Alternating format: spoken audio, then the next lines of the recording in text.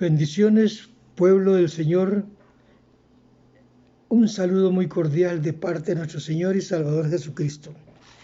El tema que vamos a tocar, espero que le pongan mucha atención, se titula Estamos en los momentos dramáticos de la historia. Yo lo creo así, que estos son los momentos más dramáticos de la historia de la humanidad que estamos viviendo. Pero vamos a reflexionar, vamos a meditar. Ponga mucha atención para que podamos meditar.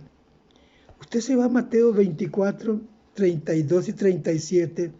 Recordemos que Mateo 24, 32 al 37 nos habla, nos explica sobre que estamos a las puertas de un gran acontecimiento. Este acontecimiento es el rapto de la iglesia que se aproxima con pasos agigantados. Meditemos en la última generación que nuestro Señor Jesucristo nos habló y nos dejó allí en esa palabra rica de Mateo 24, 32. Aprendamos y meditemos un poco a qué generación se estaba refiriendo el Señor cuando habló de una generación. También habló de la higuera. Y nosotros sabemos que la higuera representa al pueblo de Israel. Y esto fue en el año,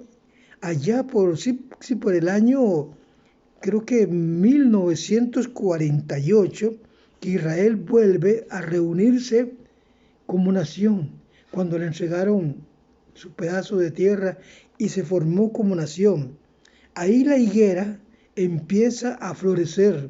De ahí para acá, nosotros tenemos que tener mucho cuidado y entender bien lo que la palabra de Dios nos enseña para los momentos dramáticos que estamos viviendo hoy en este mundo. Por eso les trato que tengamos hoy mucho, pero mucho cuidado, mucha atención en todo lo que hablamos, en todo lo que decimos, que sea directamente guiado por el Espíritu Santo. El reloj profético está caminando. Tic, tic, tic, tic, tic. El reloj profético está caminando. Comenzó el año de 1948. Y si usted quiere, se va a Mateo 24, versículo del 3 al 8 y el versículo 32 de Mateo 24, y ahí lee muy claramente, le escudriña y le estudia la higuera. Ha reflorecido, ha renacido, la higuera volvió. Aquel pueblo que estaba en un pleno renacimiento, Israel, 1948, volvió. Puedes leerlos ahí en Lucas 21, 29 y 33. Ahí aparece la higuera y aparecen también árboles que son naciones que formaron parte en el Medio Oriente. Por eso el Medio Oriente antes no existía. Ahora sí existe el Medio Oriente, año de 1930. Estos florearon juntamente con Israel. Fueron establecidos por los ingleses y por los franceses después que Israel se estableció como nación. Preparados, hermanos, preparados para estar muy atentos a lo que Dios nos quiere hablar en el día de hoy. Estamos en los momentos más dramáticos de la historia. Yo los invito que vayan allí al libro de Ezequiel, en el versículo 38 y en el versículo 39, y lo mediten, lo lean y lo mediten. ¿A quién se refiere? Y se vayan al Apocalipsis 17, en el versículo 12 al 15, y al Apocalipsis 13, 1, y al Apocalipsis 12, 9 al 10. Ustedes pueden escudriñar las Escrituras. Si verdaderamente son estudiosos y quieren aprender, se meten a las Escrituras y se dejan llevar por lo que el Espíritu dice a la iglesia, no por lo que el hombre dice a la iglesia, sino lo que el Espíritu dice a la iglesia. Vamos a orar para que Dios nos dé de su sabiduría y de su entendimiento para poder discernir estos momentos dramáticos de la historia que está viviendo el mundo. Todo el mundo se queja, todo el mundo se lamenta. Y solamente que oye quejido por un lado, quejido por otro lado, y lamentaciones por aquí, lamentaciones por allá. Pero no buscamos de Dios como tenemos que buscarlo y amarlo como tenemos que amarlo, de una manera sincera, sin hipocresía, sin engaños. Dejar a un lado las mentiras, dejar a un lado la falsedad y convertirnos a Él y ser buenos creyentes en Él. Estoy hablando de creyente, no estoy hablando de religión. No estoy hablando de esta religión, de esta otra, de esta. No estoy hablando de ninguna religión, porque yo no soy religioso y no comparto con los religiosos. La religión ha dañado al mundo con sus tradiciones. Yo estoy hablando de esta verdad que está en este libro sagrado. Momentos dramáticos de la historia, la iglesia los está pasando. Principio de dolor, la iglesia lo está pasando. Oremos para que Dios nos dé de su sabiduría. Mi buen Señor, mi buen Padre, yo vengo delante de tu presencia con el propósito de humillarme a ti, Señor, de reconocer mis errores y mis pecados y mis faltas, porque soy hombre pecador y te pido perdón en cada momento, en cada instante que abra mis labios para hablar de ti, porque tenés que santificarlos. Tienes que glorificarte por medio de mis labios. Habla a tu pueblo, Señor. Tu pueblo escucha. Pero dame palabra de ciencia, palabra de sabiduría, que puedan entenderla, que puedan ellos glorificar tu nombre juntamente conmigo, Señor. Ensalzar tu nombre, porque tú eres digno de toda adoración, y todo el honor y toda la gloria es para ti, mi Señor, mi buen Señor, mi buen Padre. Tú que enviaste a tu Hijo amado, tú que hiciste de la palabra, el Verbo se hizo carne y habitó entre nosotros y vino a sufrir por nuestras necesidades, por nuestra falla, por nuestro pecado. Todo lo cargaste en Él, todos sus pecados lo cargaste en Él y nos limpiaste, Señor. Ahora líbranos, Señor, y danos sabiduría y danos entendimiento, porque los momentos dramáticos que estamos viviendo hoy no los entendemos muchas veces. Ayúdanos a entender, a comprender, ayúdanos a amarnos unos con otros, a dejar esos odios, a dejar esa rencilla, todas estas cosas que no son tuyas, Señor. Ayúdanos. En el nombre del Padre, del Hijo y del Espíritu Santo, te lo pido, Señor. Amén y amén. Gracias, Señor. Muchas gracias, Señor. Amén. Amados hermanos, casi todos estamos con el compromiso de escudriñar las Escrituras y pedirle a Dios de su sabiduría, de su entendimiento, para poder discernir esta rica palabra y compartirla.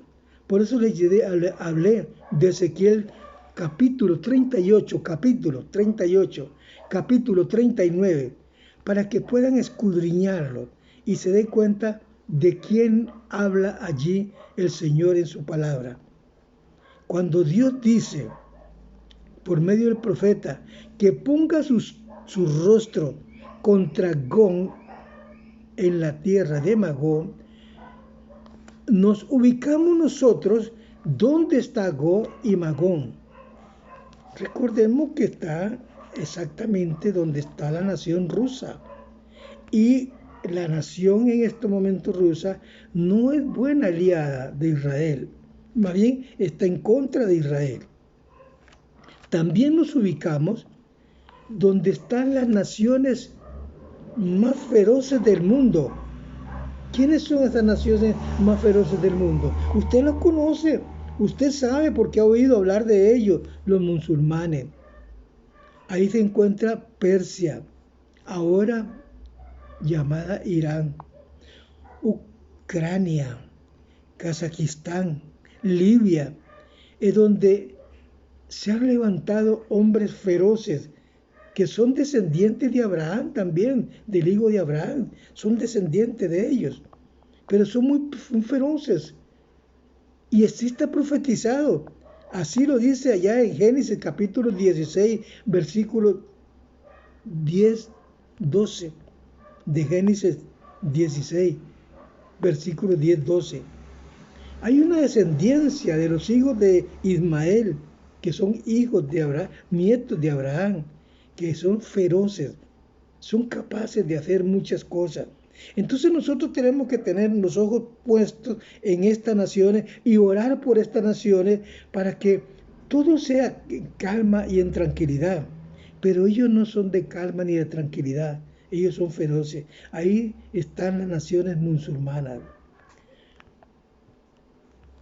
Abraham heredó a este hijo Ismael cuando lo mandó a ese lugar y se levantó contra todo. Hoy se ha levantado contra todo. Los descendientes de Ismael se han levantado contra todo. Y poco se le ha unido, escúcheme bien, en muchas naciones que se han unido a la religión musulmana. Yo no digo si es buena o mala porque a mí no me gusta meterme en religión. Yo sencillamente predico esta verdad. Pero esas 5 naciones musulmanas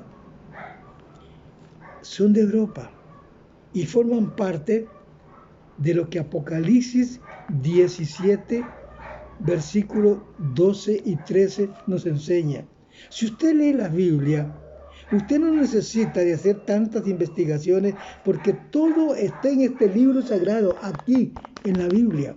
Entonces empieza usted a analizar y a comprender que esos 10 cuernos que aparecen en Apocalipsis 17, versículos 12 al 13, esos 10 cuernos con diadema y corona son los mismos 10 cuernos que aparecen en el Apocalipsis 13. Lea también Apocalipsis 13. Por eso le digo, si usted escudriña la Biblia y le pide a Dios sabiduría, usted se va dando cuenta exactamente lo que está pasando en el mundo hoy. El por qué nosotros estamos en los momentos más difíciles, más dramáticos de la historia. Escúchame bien, amados hermanos. El reloj profético de Dios empezó a funcionar.